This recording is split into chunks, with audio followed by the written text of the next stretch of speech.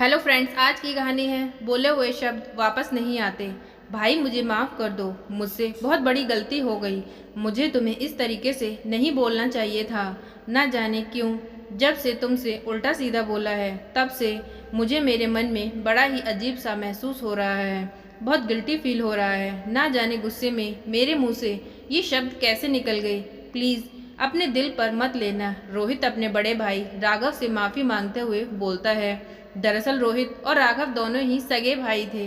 बचपन में दोनों के माता पिता गुजर गए थे। राघव रोहित से 8-9 साल उम्र में बड़ा था। उसने मेहनत मजदूरी करके खुद का और अपने छोटे भाई रोहित का पालन पोषण किया। क्योंकि रोहित अच्छे से पढ़ाई कर सके इसलिए राघव ने अपनी पढ़ाई 8वीं कक्षा के बाद ही छोड़ दी थी। वह मेहनत मजदूरी करता है और उन पैसों से घर खर्च चलाता और अपने भाई रोहित को पढ़ाता था। रोहित भी पढ़ाई में बहुत अच्छा था। अपनी 10वीं कक्षा की कंप्लीट करके राघव ने रोहित को पढ़ने के लिए शहर भेज दिया और वहाँ से रोहित ने अपना कॉलेज अच्छे नंबरों से पास किया। उसके बाद कॉलेज के कैंपस के थ्रू ही रोहित की अच्छी नौकरी एक अच्छी सी कंपनी में लग गई थी और फिर 2-3 साल बाद देखते देखते उसकी सैलरी भी अच्छी हो गई थी और रोहित ने अपनी कंपनी में ही जॉब करने वाली एक लड़की से लव मैरिज कर ली। राघव ने भी भाई की पसंद को पसंद किया और शादी के लिए मंजूरी दे दी। शादी के बाद रोहित और रोहित की पत्नी दोनों ही राघव के साथ रहने लगे। राघव ने लेकिन अभी तक शादी नहीं की थी। वह कहता था कि उसकी खुशी उसके छोटे भाई की खुशी में ही है। वह बस अपने छोटे भाई को हमेशा खुश देखना चाहता है। हालांकि रोहित ने राघव को कई बार बोला कि भैया आप भी शादी कर लो, लेकिन राघव रोहित की नहीं सुनता। अब घर में रोहित की बीवी भी थी। क्योंकि रोहित की अब अच्छी जॉब लग चुकी थी, वह अच्छे पैसे कमाता था, तो उसने राघव को नौकरी करने के लिए मना कर दिया था। उसने कहा भैया आप घर पर आराम करिए और खाइए पिए और घूमिए फिरिए। आपने बहुत मेहनत कर ली, अब मेरी बारी है। अब आपको मेहनत मजदूरी करने की ज़रूरत नहीं है। रोहित की बहुत ज़्यादा जिद करने पर राघव मान जाता है और फिर वह घर पर ही काम करने लगता है। रोहित राघव के लिए एक दुकान खुलवा देता है। वह सुबह शाम उस दुकान पर जाकर बैठता। अब काम का उस पर कोई ज़्यादा प्रेशर नहीं था। राघव स्वभाव में बहुत ही सरल और सीधा व्यक्ति था, लेकिन रोहित की पत्नी शहर की पढ़ी लिखी और जॉब करने वाली लड़की थी। ये सारा माहौल उसको रास आ जाए ऐसा तो हो ही नहीं सकता। आखिर बड़े भाई को पिता समान मान देने वाली लड़की भी कोई ऐसे ही नहीं मिल जाती। शुरू में तो कुछ दिन ठीक ही रहा, लेकिन फिर धीरे धीरे रोहित की पत्नी को राघव खटकने लगा। उसे ऐसा लगने लगा कि कहीं ना कहीं रोहित और उसकी पत्नी के बीच में राघव दरार बन रहा है। उसका खाना पीना, घर में आना जाना उसे चुभने लगा था। वह ना ही उसका मान सम्मान करती, ना ही उसे समय पर खाना पीना देती, क्योंकि राघव बहुत समझदार था।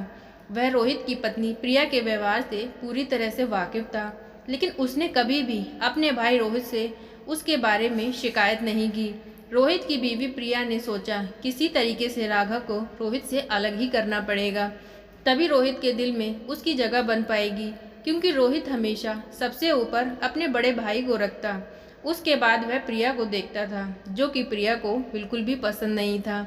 रोहित जब भी ऑफिस से आता, प्रिया राघव के लिए हमेशा कुछ ना कुछ बोलती ही रहती। कभी कहती कि भैया समय से घर नहीं आते, मुझे खाने के लिए उनका इंतज़ार करना पड़ता है। कितनी बार कहा है कि समय से दुकान बंद करके घर पर आ जाया करो, ऐसे में खाने के लिए कब तक बैठी रहूंगी। उनसे इतना भी नहीं बनता कि खुद से खाना लेकर खा लें। कभी कहती कि उनके मिलने जुलने वाले घर में कोई ना कोई आता ही रहता है। कभी किसी की चाय बना, कभी किसी का नाश्ता लगाओ, मेरे तो बस ये सब की नहीं है। रोहित प्रिया की सारी बातों को अनसुना करता रहता है।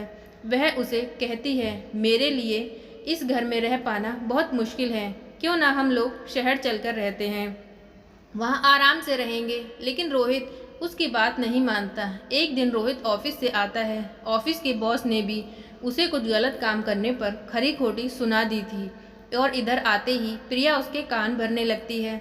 तभी राघव घर पर आता है। रोहित गुस्से में राघव से लड़ाई कर बैठता है। रोहित कहता है भैया अब पहले वाली बात नहीं है, आपको तो इतना सोचना चाहिए। घर में छोटी बहू है, समय से आना जाना चाहिए, खाना पीना समय पर खा लिया करो।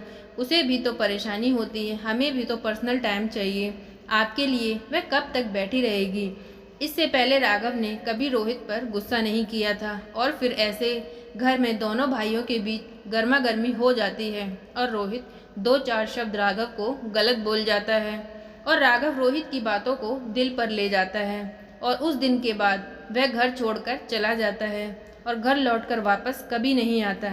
रोहित को अपने ऊपर बहुत पछतावा होता है। वह रोज अपने आप को कोसता है कि आखिर उसने अपने पिता समान भाई को ये सब कुछ क्या कह दिया अपनी पत्नी के कहने में आकर। लेकिन अब क्या होने वाला था? अब तो जो शब्द मुंह से निकल गए वह वापस नहीं आते हैं। राघव अब अपनी दुकान पर ही रहता है, वह घर नहीं आता। रोहित रोज जाकर राघव से माफ़ी मांगता, लेकिन राघव उससे कोई बात नहीं करता। एक दिन रोहित एक मंदिर में जाता है। वहाँ पर एक पंडित जी बैठे होते हैं। वहाँ पंडित जी सभी लोगों से कुछ न कुछ अपने बारे में पूछ रहे होते हैं।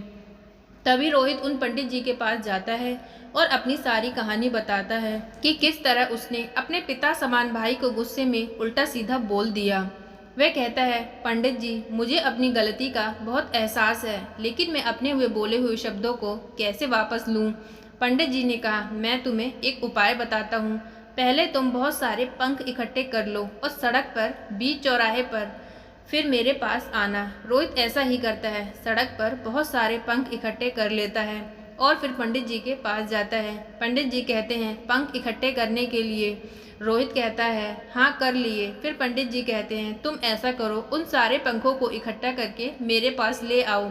रोहित उन पंखों को सड़क के बीचों बीच किनारे पर इकट्ठा करके आता है, लेकिन जब वह वापस उन पंखों को लेने के लिए जाता है तो वे सारे पंख इधर उधर उड़ चुके थे।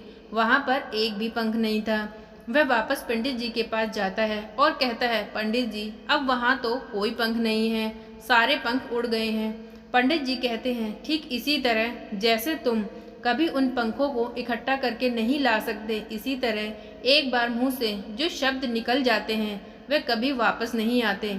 गुस्से में हम कुछ भी बोल जाते हैं और हमारे बोले हुए शब्द दूसरों को क्षति पहुंचाते हैं कुछ समय के लिए, लेकिन हमारे शब्द वापस कुछ समय बाद हम पर ही आ जाते हैं। हम दुख दूसरों को नहीं देते, खुद को ही देते हैं, लेकिन हम बोलने में तनिक भी देरी नहीं करते। ज़रा भी गुस्सा आता है, जो मन में आता है वही बोल देते हैं। ना ही रिश्तों की ऊंच नीच की परवाह करते हैं और ना ही किसी के मान सम्मान की। तो बेटा, तुम्हारे जिन शब्दों से तुम्हारे बड़े भाई का दिल दुखाया है, वह शब्द तुम्हारे जीते जी या तुम्हारे बड़े भाई के जीते जी अब कभी वापस नहीं होंगे। तुम बस इतना कर सकते हो कि हो सके तो आगे वाले जीवन में कभी किसी से कुछ भी बिना सोचे समझे मत बोलना।